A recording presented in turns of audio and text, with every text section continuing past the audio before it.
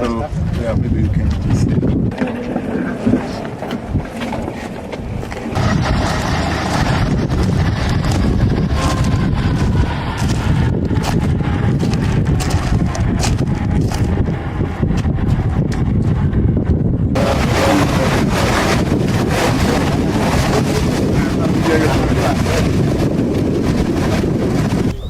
We are here today with our DG to assess the impact of drought in Tsavo East, and we've taken a round and we've spotted most of the parts of this Tsavo, and basically our main agenda today was to flag off the water tracking in this area, and we began out there. I think we were with you when we started, and you've seen that we had 10 buses that we are tracking water in our troughs and water pans around.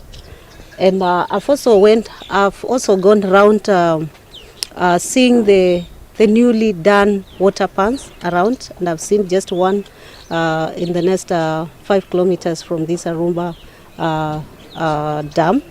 And also I've seen the Arumba dam, which I know we have a plan to desilt it and also to do the wall. And above all, we want to say that we'll have a long-term medication activities happening in this park.